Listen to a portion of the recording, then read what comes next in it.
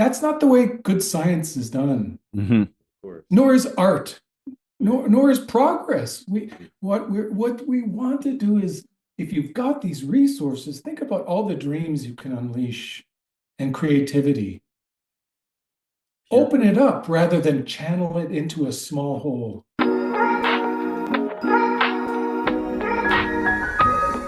Hey guys, welcome to the Emotional Agility Podcast, where we explore a cross section of life's trajectories. I'm your host, Noor, and our co host name is Kevin. Together, we're going to shine light on how people respond to life's challenges and opportunities, the impact this has had on their growth, and the actionable wisdom it has revealed. We'll be speaking with producers, athletes, and other experts as they unpack their journey. We want to hear how their challenges activated their abilities so that we can learn a different mindset and adapt new tools into our daily lives. So whether you're tuned in for inspiration, practical wisdom, or just a fresh perspective, you are in the right place. Let's get started. Today, we're honored to speak with Corey Keyes, the author of the book Languishing. Corey, he's a sociologist, emeritus professor at Emory University, and a researcher. He has published more than 10 academic papers with over 1,000 citations on mental health and positive psychology. Corey, welcome. Let's get started. So, Corey, I love the work that I found of you. I was very intrigued by a lot of your papers. And what I wanted to ask you is what led to your passion in research? And also, how have you applied like the research that you have come across within your own life? Mhm. Well, it may be a surprise to some, and I write about this in my book, that my struggle to overcome early life trauma, and there was quite a bit of it until the age of 12, until I was adopted out of it. Uh, that presented me with a choice in life and a challenge, not an easy one that was solved overnight, but how not to be crushed by it, but in fact to rise above it and try to produce something of value in the world rather than let it destroy me even long after it had happened. And I was always interested in mental illness, but personally, having two mental disorders, I experienced early on in life that there was nothing psychiatry or psychology could do to put this Humpty Dumpty back together again. And so I went in search of what I needed on my own through my science. And that's what drove me, my passion and my purpose is to find a different way to handle the challenge and the crisis of mental illness by focusing on promoting good mental health, because it helped me in my recovery, Hmm. Benoit. It helped me personally in staying in recovery. And that's what guides why, how to answer the second part of your question. I, I want to see this work put on the same level as mental illness in terms of public health and healthcare systems, in terms of giving resources and training professionals and people so that we can respond to the loss of mental health long before it becomes mental illness and other problems. Because languishing is the loss of good mental health, Hmm. and we don't pay attention to it, and it's a gateway to a lot of problems. But even if you stay in languishing, it's a form of suffering. Mhm. So we would be better off dealing with the earliest losses when people lose their flourishing, or what I call positive mental health. Hmm. We should respond then in terms of our healthcare systems and public health, Mhm. and restore good mental health. And rather than waiting until people fall off the so-called cliff and become suicidal, depressed, Right. anxious, and all these other problems. In terms of being proactive, I want to ask about something you in the book. You use the term admiration versus comparison. Mhm. And I just think that for between men, especially being able to admire a person and, like you say, resist the comparison is very useful. I definitely want to be admired, and I think it's very useful for me to be able to admire someone else without, yeah, and resisting. Mm. Like, there's going to be some comparison, I'd imagine, but basically the focus is being able to tell the person I admire them, tell them why, and it can generate conversation. Is that sort of Yeah. what you were going Yeah, I think what I was trying to say in in that section is that people who flourish are admired, but they create the conditions for hmm others right? so others don't compare themselves negatively. hmm In the following way, there was a professor, and I used the passage. There was a professor who treated me as though he saw in me himself. Right. So long before I was able to teach, and even before I had my PhD, he treated me in a way as though, even though there was a huge age difference, I see what you can be. hmm Mm-hmm. And I'm not holding you down. I see in you and want to, to lift you up Yeah. rather than I want to hold my thumb over you and I want you just to respect me and you want to show me authority. He saw in me himself, not him as a person, but his position. hmm Mm-hmm. And so I was drawn to that like a moth to light to learn everything I could from him. Mm-hmm. Nice. So admiration, people who are admired aren't admired simply because they've accomplished a lot. There's a people all over the world who've done a lot who aren't flourishing because they treat others with disrespect. Yes. Right. They put people down. Yeah. They say, well, I did it by myself, so why can't you? All this kind of stuff that really um, uh, makes you feel less than, I, I kind rather than saying, I see in you of hmm me, and I see me in you. Right. I kind of see a contrast there. I usually like Mhm. to look at different psychologies, especially for positive psychologies, to look at like the contrast there. You were more describing a light that you're drawn to as a moth, right? Mhm. That to me is like a very positive way of looking at it. That's exactly what I strive for. Yeah. And then there is some kind of darkness, like kind of the opposite, the polar opposite to that, which kind of dampens one's perspective, one's growth, one's imagination, and human existence. Would you agree or? Oh, goodness. Yes, I do agree. And it was there in positive psychology because as soon as a lot of money was put on the table by the Templeton Foundation and others, um, it it it provided the temptation to create something of an empire controlled by one or two people. And your only way as a young scholar to enter it was to get their blessing hmm and right and to do what they wanted you to do, Right. right? Rather than to say, well, oh, I here are some resources. What are your dreams? Right.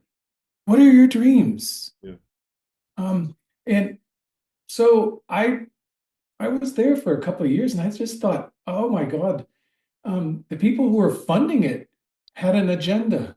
Right. They had a clear agenda. They wanted something from scholars, and if you didn't study what they wanted, well, then you were sitting at the door knocking, Yes.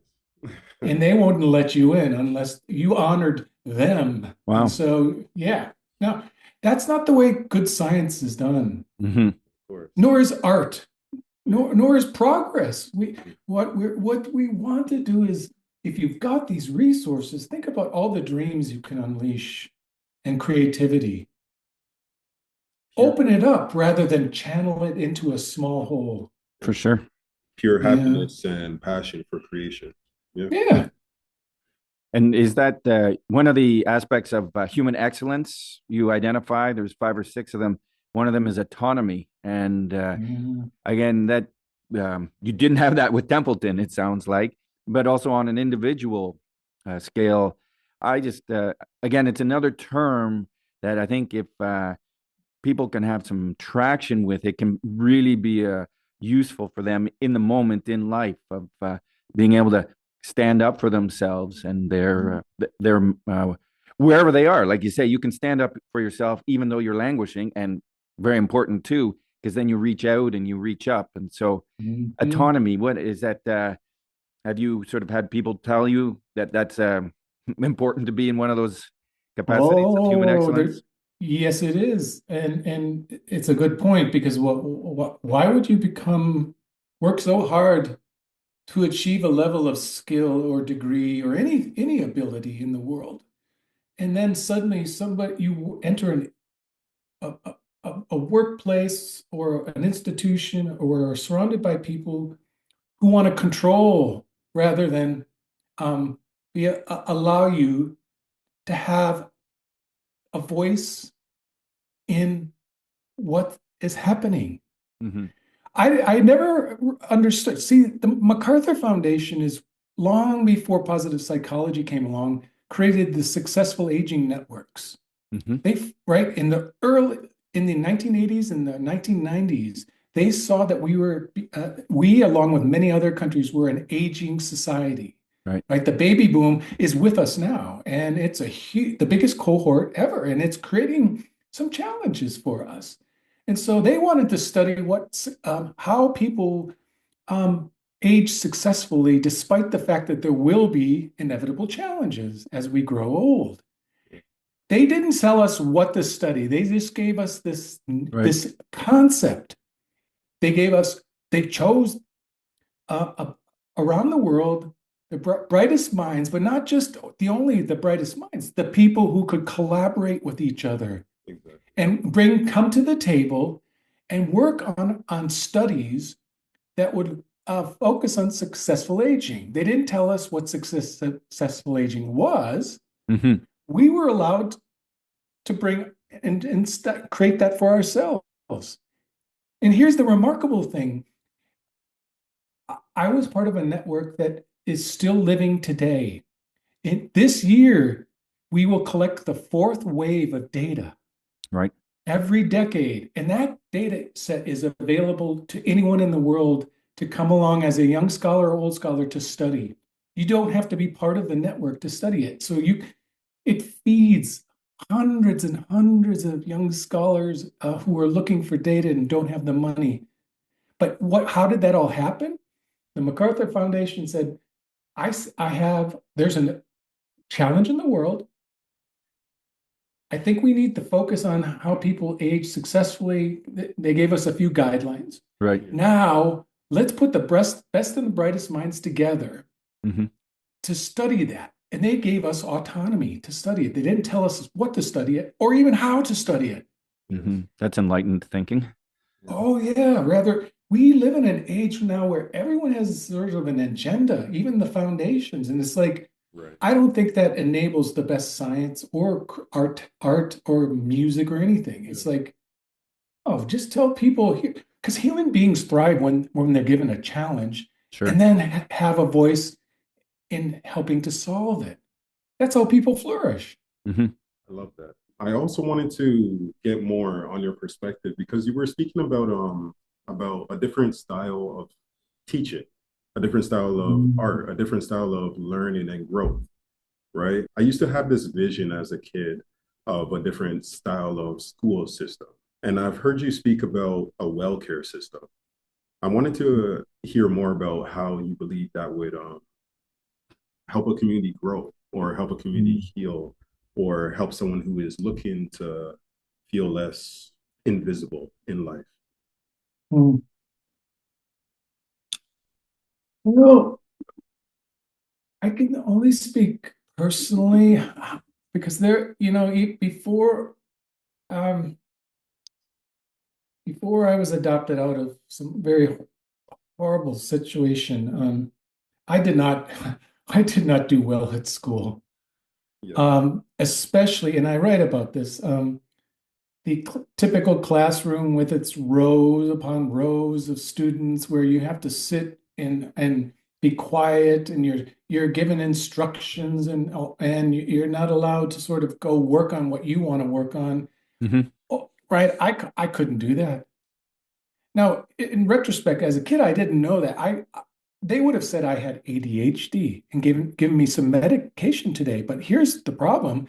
Nobody would have asked me the fact that every day I get the shit beat out of me when I'm at home, Right. right? And so when I come to school, I can't sit still. I'm like, I am full of energy and nervous energy. And I don't want to be in chaos. I want to sort of, this is my time. And yet they were always trying to control something they could not control. Hmm.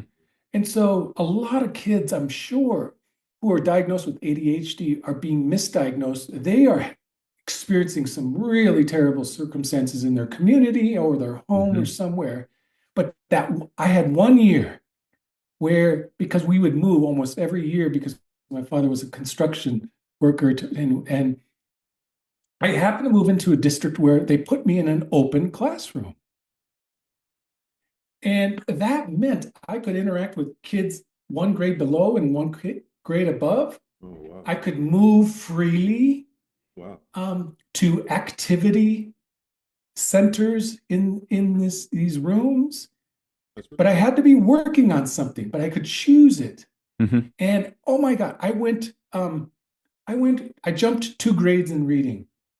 Amazing. I wasn't in detention almost every day as I was. I did well. And then we moved again.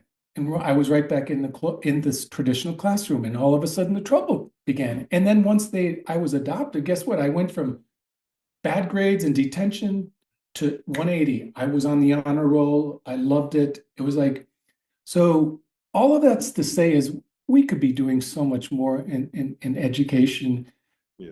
to understand that the idea of this traditional classroom where it's not good for any kid, to tell you the truth. We're full of energy, for crying out loud. Yeah. And then you add challenge and adversity and racism and sexism and homophobia and abuse. And you tell us, well, control your emotions? No, I need a place where I feel safe and I can explore, where I can feel free. Amazing. Amazing. Yeah. Give me a classroom like that, and you'll start seeing kids um, feel a little more calm. Right. Yeah. Let, Expressive. less need for medication, I hope. Yeah. I would think. I would Yeah. think. Great. Well, I took the 14-point questionnaire, the flourishing criteria. I did it once, and it was interesting. The results. What do you tell someone when they get a 0? Like, it's their own input, and it's like, because that, I guess, not all the answers were zeros. There was a couple, and it just, obviously it's not bad. It's an indication. But someone can say, well, what's wrong with me? And I think that comes into your the health continuum. It's like it's the mindset. Maybe it's not what's wrong, but what's the state of the union, so to speak. And so because you put 1 0 down, okay, and then there's a 1 or a 2, and then you look at, and it's like there's too many zeros there. And so No. again, these for folks to have traction in their own life, so that on a daily basis they can wake up and they can connect to something, that a tool, right? Maybe if they haven't read your book, or they're just struggling, or whatever it is. Is there a phrase or just anything from your experience from someone that's kind of down there to get up there? Well, the first thing about the way I go about looking at the presence of mental health and its absence, languishing, is that you do not need to have 4s and 5s, which are the highest numbers, if I remember correctly, on that particular questionnaire, on all 14 questions, Right. right? Only out of the minimum requirement is 7 out of the 14 that you experience almost every day. Not Mhm. every day, but it could be for some of them every day, but almost every day. Right. And what I bring that out because there will be in almost everyone's life places on that questionnaire where there will be zeros, and yet they could be flourishing Right. because they don't prioritize. They don't have to prioritize every element of flourishing in order to flourish.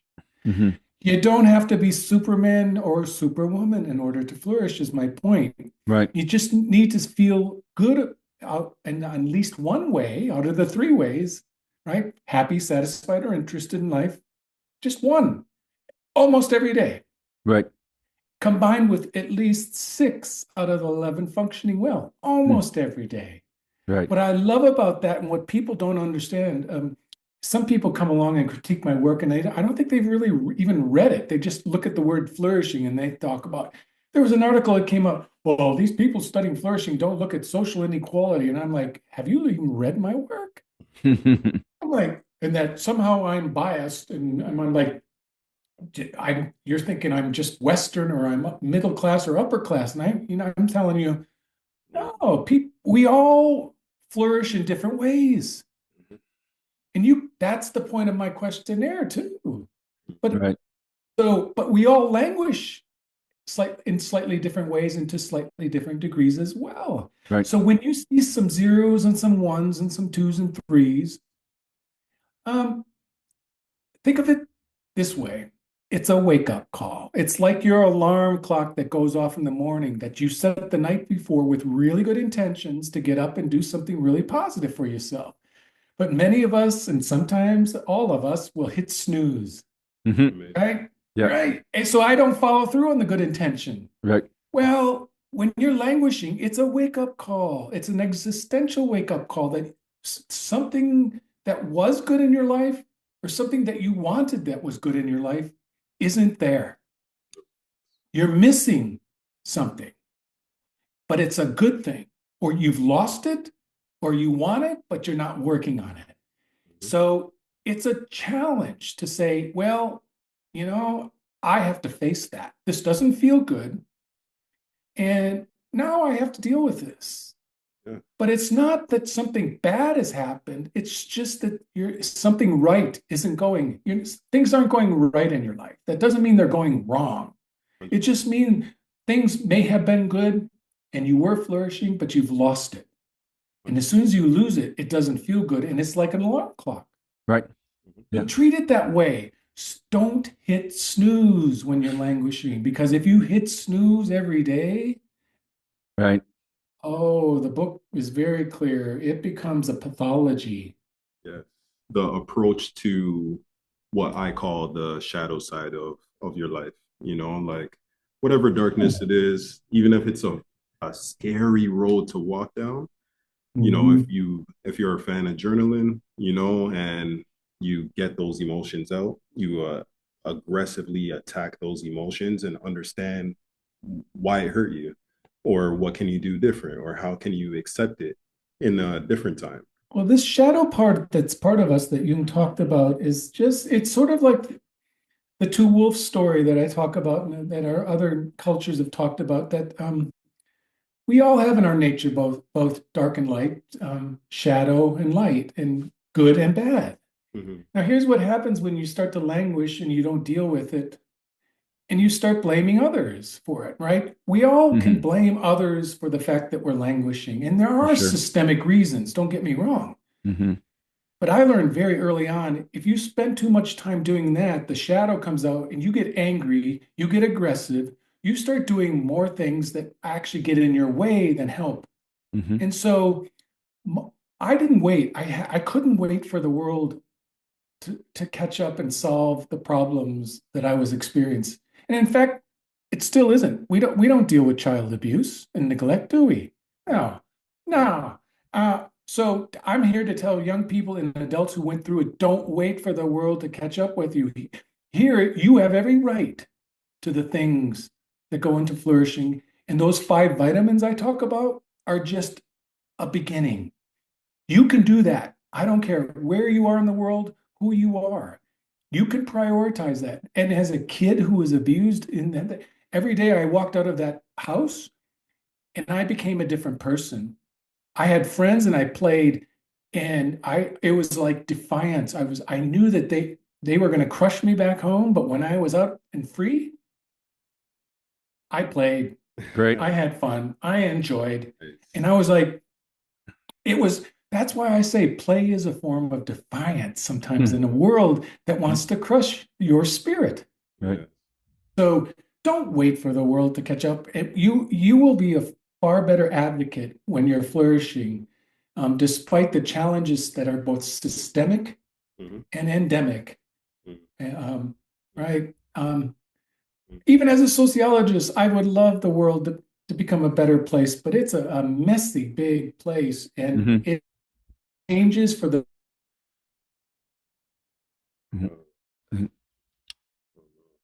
Looked like we froze up. Yeah, that was the greatest cliffhanger in the world. Sorry, Corey. Do you want to be able to pick up? Do you remember where we froze?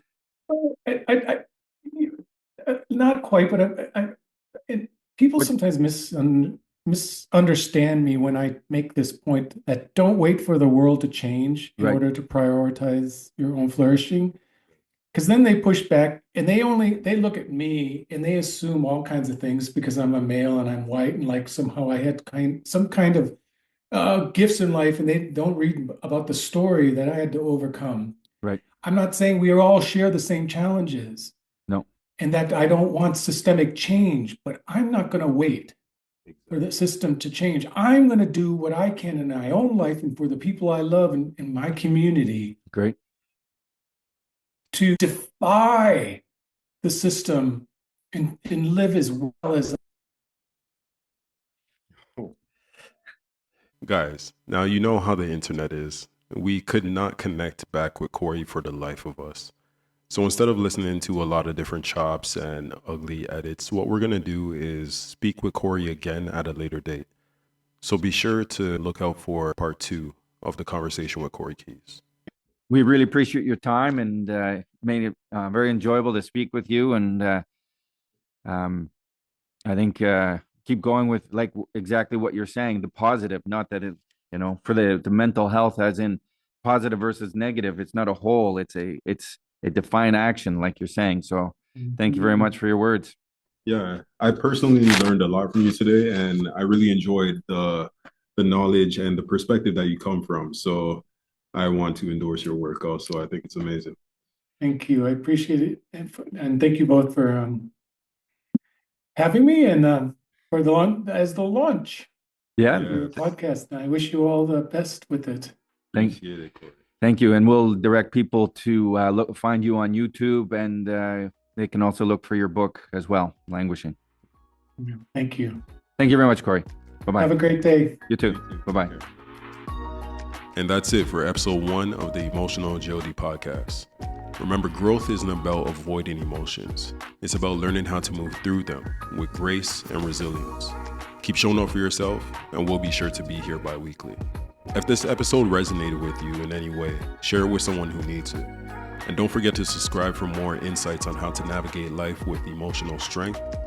Next time, we'll be speaking with a Grammy-nominated producer about their journey mentally through the tough musical industry. Until next time, stay present, shine your light, and create love. Take care.